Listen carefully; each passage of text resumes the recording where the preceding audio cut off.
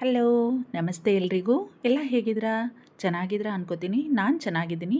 ನಾನು ನಿಮ್ಮ ವೀಣಾ ಸುರೇಶ್. ಎಲ್ಲರಿಗೂ ನನ್ನ ಕಾರ್ಯಕ್ರಮವಾದ ಕಥಾಸರಣಿ ರಾಗಸುತಿ ಜೊತೆ ಕಾರ್ಯಕ್ರಮಕ್ಕೆ ಆತ್ಮೀಯ ಸ್ವಾಗತ. ನೋಡ್ತಾ ಇರೋರು, ಕೇಳ್ತಾ ಇರೋರು ಎಲ್ಲರೂ ತಪ್ಪದೆ ಸಬ್ಸ್ಕ್ರೈಬ್ ಮಾಡ್ಕೊಳ್ಳಿ. ಹಾಗೆ ಲೈಕ್ಸು, ಕಮೆಂಟ್ಸು ಕೊಡೋದನ್ನು ಮಾತ್ರ ಮರಿಬೇಡಿ ಪ್ಲೀಸ್. ಆಯು, ನೀನ್ಯಾಕೆ ನಿನ್ನ ಬೌನ್ಸರ್ನ ಬಿಟ್ಟು ಓಡಾಡ್ತೀಯಾ? ಎಷ್ಟು ಸಲ ಹೇಳಿದ್ದೀನಿ ನಿನಗೆ ಹಾಗೆ ಮಾಡಬೇಡ ಅಂತ. ಇಂಥ ಕಂತ್ರಿ ನಾಯಿಗಳು ಊರು ತುಂಬ ಇದ್ದಾವೆ ಕಣೋ. ನಮ್ಮ ಹುಷಾರಲ್ಲಿ ನಾವು ಇರಬೇಕಲ್ವಾ? ಅಂಕಲ್ಗೆ ಗೊತ್ತಾದರೆ ಪಾಪ ಎಷ್ಟು ಭಯ ಪಟ್ಕೋತಾರಲ್ವ ಅವರು ಎಂದಿದ್ದ. ಸೋಫಾದಲ್ಲಿಯೇ ಕುಳಿತು ತಲೆ ಒತ್ತಿಕೊಳ್ಳುತ್ತಿದ್ದ ಆಯುಷ್ ಹತ್ತಿರ ವರ್ಧನ್. ನಾನು ಬಂದಿದ್ದು ನನ್ನ ಮಗಳು ಎದ್ದು ಅತ್ಗಿತ್ ಮಾಡ್ತಾ ಇದ್ದಾಳೋ ಹೆಂಗೋ ನಿನ್ನೆ ಥರ ಅಂದ್ಕೊಂಡು ಕಣೋವರು. ಇಷ್ಟಕ್ಕೆಲ್ಲ ಅವರನ್ಯಾಕೆ ಕರೆಯೋದು ಅಂತ ಅವರನ್ನು ಅಲ್ಲೇ ನಿಲ್ಲಿಸಿ ಬಂದೆ ಕಣೋ. ಲೀವ್ ದಟ್ ಮ್ಯಾಟರ್ ಮಗ. ಏನೂ ಆಗಿಲ್ವಲ್ಲ? ಡ್ಯಾಡಿಗೆ ಏನೂ ಹೇಳಬೇಡ ಪ್ಲೀಸ್ ಎಂದಿದ್ದ ಆಯುಷ್ ಆಚಾರ್ಯ. ಓಕೆ ಆಯು, ಬಟ್ ಇನ್ಮುಂದೆ ನೀನು ಹೀಗೆ ಮಾಡಬೇಡ ಕಣೋ. ತಗೋ ಟ್ಯಾಬ್ಲೆಟ್ನ. ಹಾಗೆ ಇಟ್ಟಿದೆಯಲ್ಲ, ಮುಖ ನೋಡು ಹೇಗಾಗಿದೆ. ಕಣ್ಣೆಲ್ಲ ಕೆಂಡದುಂಡೆ ಥರ ಕಾಣಿಸ್ತಾ ಇದೆ. ಜ್ವರ ತುಂಬಾ ಇದೆ. ಏನಾದರೂ ತಿಂದ್ಯಾ? ಹಾಗೆ ಮಾತ್ರೆ ತಗೋಬೇಡ ಎಂದಿದ್ದ ಕಾಳಜಿಯಿಂದ ವರ್ಧನ್. ತಟ್ಟನೆ ತಾನು ಮರೆಯಬೇಕು ಎಂದು ಶತಪ್ರಯತ್ನ ಮಾಡುತ್ತಿದ್ದ ಹುಡುಗಿಯ ಮುಖ ಮತ್ತೆ ಕಣ್ಮುಂದೆ ಬಂದು ಅವನ ಚಿತ್ತ ಕೆಡಿಸಿತ್ತು. ಥತ್, ನನ್ನ ಜೀವ ತಿನ್ನೋಕಂತಾನೇ ಬಂದಿದ್ದಾಳೆ ಈ ಹುಡುಗಿ ಎಂದುಕೊಂಡು ಹಣೆ ಒತ್ತಿಕೊಂಡಿದ್ದ.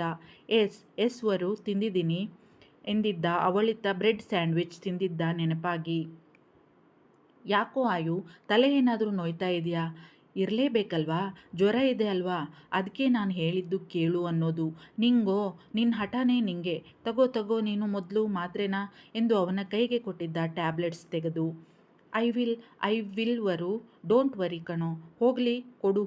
ತೆಗ್ದಿದೆಯಲ್ಲ, ಈಗಲೇ ತಗೋತೀನಿ. ನೀನೆಲ್ಲಿ ಬಿಡ್ತೀಯಾ ಎಂದು ಅವನಿತ್ತ ಟ್ಯಾಬ್ಲೆಟ್ ನುಂಗಿ ನೀರು ಕುಡಿದಿದ್ದ ಆಯುಷ್. ಆಯು, ನೀನು ಹೀಗೆಲ್ಲ ಮಾಡಬೇಡ್ವೋ. ನಿನ್ನ ಜೀವನದಲ್ಲಿ ಏನು ನಡೆದಿದೆ ಅಂತ ಗೊತ್ತು ನನಗೂ ಕೂಡ.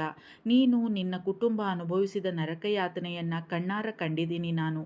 ಹೌದು, ಅವನ್ನೆಲ್ಲ ಮರೆಯೋದು ಕಷ್ಟನೇ. ನನಗೂ ಗೊತ್ತಾಗುತ್ತೆ ಕಣೋ ಮಗ. ಆದರೆ ಜೀವನ ಅಂದರೆ ಹಾಗೆ ಅಲ್ವೇನೋ ಆಯು? ಎಲ್ಲವನ್ನ ಮರೆತು ಜೀವನ ಸಾಗಿಸಬೇಕಲ್ವಾ ನಾವು? Life must be go on ಅಲ್ವಾ ಆಯು? ನೀನು ಆಗಾಗ ಹೀಗೆ ಕುಡಿದು ಆರೋಗ್ಯ ಹಾಳು ಮಾಡ್ಕೋಬೇಡ ಕಣೋ ಮಗ. ನೋಡೋಕ್ಕಾಗಲ್ಲ ಇವೆಲ್ಲ ನನ್ನ ಕೈಲಿ. ಪಾಪ ನಾಟ್ಯ ಪುಟ್ಟಿಗೆ, ಅಂಕಲ್ಗೆ ನಿನ್ನ ಬಿಟ್ಟರೆ ಇನ್ಯಾರಿದ್ದಾರೆ ಹೇಳು? ಈಗ ನೀನು ಮಲಗು. ಬೆಳಗ್ಗೆ ಮತ್ತೆ ವರ್ಕ್ಸ್ ಇರುತ್ತೆ.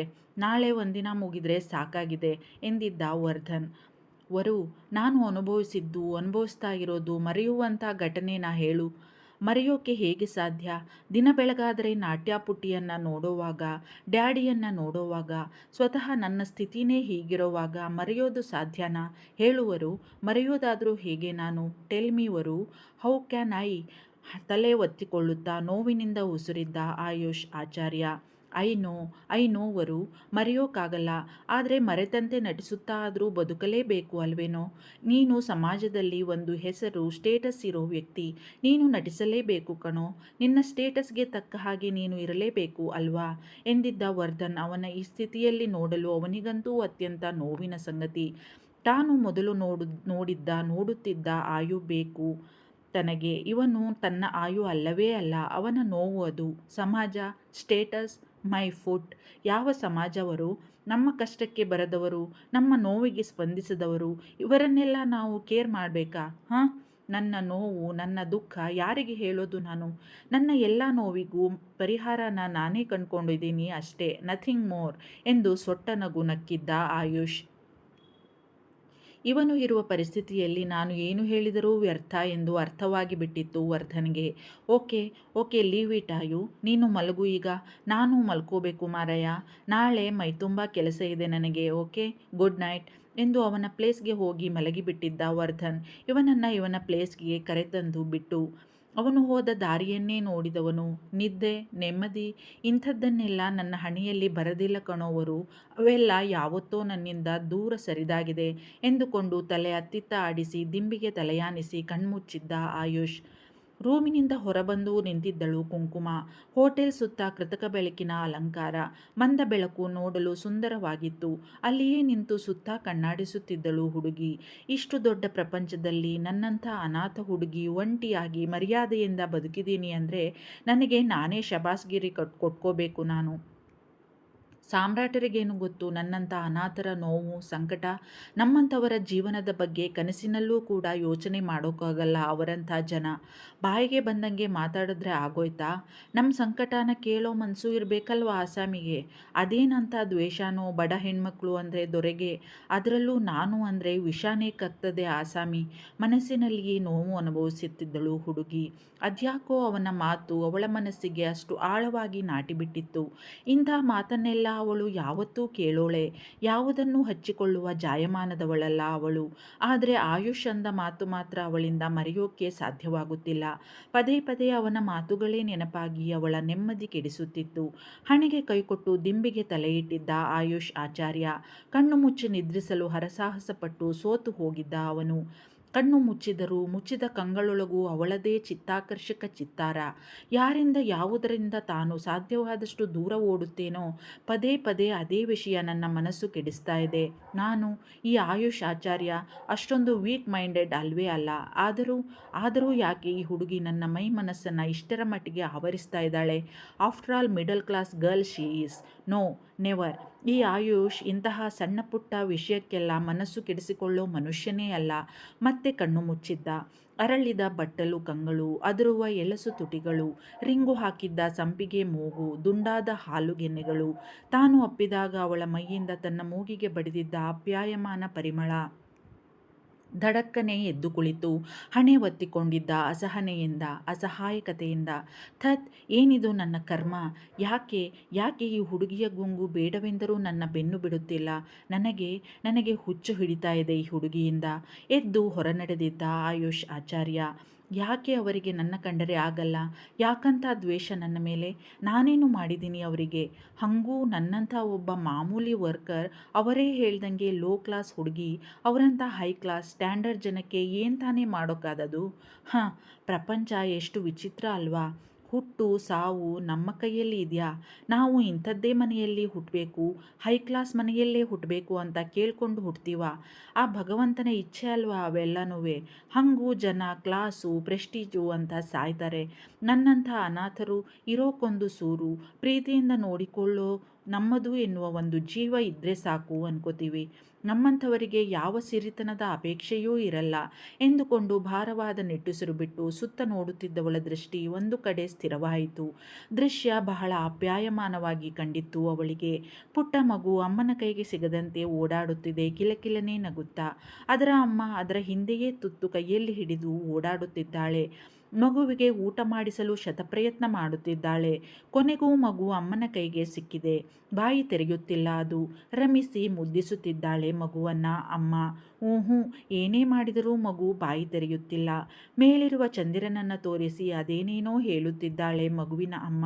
ನೋಡುತ್ತಿದ್ದವಳ ಕಣ್ಣೀರು ಅವಳ ದುಂಡುಗೆನ್ನೆಯನ್ನು ತೋಯಿಸಿತ್ತು. ಅಮ್ಮನ ಪ್ರೀತಿ ಎಂಥ ಅದ್ಭುತ ಅಲ್ವಾ? ಅವಳು ಉಪವಾಸ ಇದ್ದರೂ ತನ್ನ ಮಕ್ಕಳಿಗೆ ಕೈತುತ್ತು ಕೊಡ್ತಾಳೆ. ಅವಳ ಪ್ರೀತಿಗೆ ಸಾಟಿ ಇಲ್ಲ ಅಂತ ಕೇಳಿದ್ದೀನಿ ಅಷ್ಟೇಯ. ನನಗೆಲ್ಲಿ ಅಂತಹ ಅದೃಷ್ಟ? ಆದರೆ ನನ್ನ ಹೆತ್ತವಳಿಗೆ ನಾನ್ಯಾಕೆ ಬೇಡವಾದೆ? ಹೆತ್ತು ಹಾಗೆ ಎಸೆದು ಹೋಗಲು ಮನಸ್ಸಾದರೂ ಹೇಗೆ ಬಂತು ಅವಳಿಗೆ? ನಾನೇನು ಪಾಪ ಮಾಡಿದ್ದೆ? ಬೇಡ ಎಂದಿದ್ದರೆ ಹೆರಲೇಬಾರದಾಗಿತ್ತು ಅಲ್ವಾ? ಅನಾಥರ ಪಾಡು ಯಾವ ಶತ್ರುವಿಗೂ ಬೇಡ ದೇವುಡ. ಕಣ್ಣೀರು ಇಳಿಯುತ್ತಲೇ ಇದೆ. ಒರೆಸಿಕೊಳ್ಳುವ ಕೋಜಿಗೂ ಹೋಗಿರಲಿಲ್ಲ ಅವಳು. ಕೆನ್ನೆಯನ್ನು ಸ್ಪರ್ಶಿಸಿದ್ದ ತಣ್ಣನೆಯ ಸ್ಪರ್ಶ ಅವಳನ್ನು ಇಹಕ್ಕೆ ತಂದಿತ್ತು. ಇತ್ತ ತಿರುಗಿ ನಿರ್ಭಾವುಕವಾಗಿ ನೋಡಿದಳು. ಮತ್ತೆ ಎತ್ತೆಲೋ ಶೂನ್ಯದತ್ತ ತನ್ನ ದೃಷ್ಟಿ ನೆಟ್ಟಿದ್ದಳು ಹುಡುಗಿ. ಆಯುಷ್ ಆಚಾರ್ಯ ತನ್ನ ರೂಮಿನಿಂದ ಹೊರಬಂದು ಸುತ್ತ ನೋಡುತ್ತಿದ್ದವನ ಕಣ್ಣಿಗೆ ಬಿದ್ದಿದ್ದಳು ಮತ್ತದೇ ತನ್ನ ಚಿತ್ತಗೆಡಿಸಿದ್ದ ಹುಡುಗಿ. ಅವನಿಗೆ ಅರಿವಿಲ್ಲದೆಯೇ ಅವಳತ್ತ ಹೆಜ್ಜೆ ಹಾಕಿದ್ದ ಅವನು. ಅವಳಿಂದ ಸ್ವಲ್ಪ ಅಂತರ ಕಾಯ್ದುಕೊಂಡು ನಿಂತಿದ್ದವನ ನೋಟ ಅವಳನ್ನು ಬಿಟ್ಟು ಸ್ವಲ್ಪವೂ ಅತ್ತಿತ್ತ ಸರಿದಿರಲಿಲ್ಲ.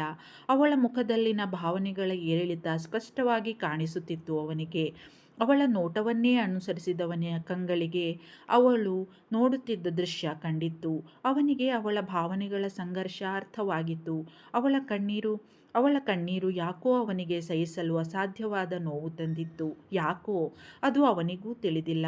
ಅವಳ ಸನಿಹ ಸರಿದವನು ಅವಳ ದುಂಡುಗೆನ್ನೆಯ ಮೇಲೆ ಇಳಿಯುತ್ತಿದ್ದ ಕಣ್ಣೀರನ್ನು ಒರೆಸಿದ್ದ ಮೃದುವಾಗಿ.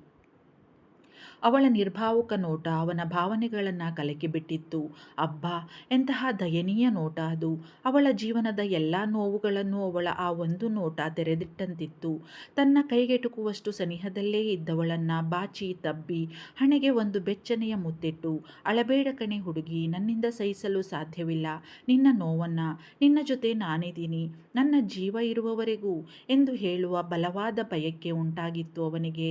ಬಲವಂತವಾಗಿ ತನ್ನ ಭಾವನೆಗಳಿಗೆ ಬೇಲಿ ಹಾಕಿದ್ದ ಆಯುಷ್. ಅಮ್ಮ ಎನ್ನುವ ಒಂದು ಜೀವ ಜೊತೆಗಿದ್ದರೆ ಇನ್ನೇನೂ ಬೇಡ ಅಲ್ವಾ ಸರ್? ನನಗೆ ಅಮ್ಮನ ಪ್ರೀತಿ ಮಮತೆಯ ಅನುಭವವಿಲ್ಲ. ಅಂತಹ ಅದೃಷ್ಟ ನನ್ನ ಹಣೆಯಲ್ಲಿ ಬರೆದೇ ಇಲ್ಲಲ್ಲ ಭಗವಂತ. ಅಮ್ಮ ಏನು, ಯಾರ ಪ್ರೀತಿ ಮಮತೆಯನ್ನು ಅನುಭವಿಸಿದ್ದನ್ನು ಕೂಡ ಬರೆದಿಲ್ಲ ಅವನು. ಅನಾಥೆ ಅಲ್ವಾ ಸರ್ ನಾನು? ಒಮ್ಮೊಮ್ಮೆ ಅನ್ನಿಸ್ತದೆ ಸರ್ ನನಗೆ, ಯಾರಿಗಾಗಿ ಬದುಕಬೇಕು ನಾನು? ಯಾರಿದ್ದಾರೆ ನನಗೆ ಅಂತ ಬದುಕಬೇಕು? ಹೋಗ್ಬಿಡೋಣ, ಪ್ರಪಂಚದ ಯಾವ ಗೋಜೂ ಇರಲ್ಲ ಆಗ ಅಂತ. ಆದರೆ ಮುಂದೆ ಹೇಳಲಾಗದೆ ತನ್ನ ಬೊಗಸೆಯಲ್ಲಿ ಮುಖ ಮುಚ್ಚಿ ಬಿಕ್ಕಿದ್ದಳು. ಅಲ್ಲಿಯೇ ಕುಸಿದು ಕುಳಿತು ಕುಂಕುಮ. ಇನ್ನು ತನ್ನಿಂದ ಸಹಿಸಲು ಸಾಧ್ಯವಿಲ್ಲ ಎನಿಸಿತ್ತು ಅವನಿಗೆ. ಅವಳ ಬಳಿಯೇ ತಾನೂ ಮಂಡಿಯೂರಿ ಕುಳಿತವನು. Calm down, calm down, don't cry, ಇಲ್ ನೋಡು ಎಂದು ಅವಳ ಮುಖವನ್ನು ತನ್ನ ತೋರು ಬೆರಳಿನಿಂದ ಎತ್ತಿದ್ದ ಆಯುಷ್. ತನ್ನ ಮುಂದಿದ್ದವನನ್ನು ಬಿಗಿಯಾಗಿ ಅಪ್ಪಿ ಅವನ ಹೆಗಲಿಗೆ ತಲೆಯಾನಿಸಿ ಬಿಕ್ಕಿ ಬಿಕ್ಕಿ ಅಳುತ್ತಿದ್ದಳು ಹುಡುಗಿ.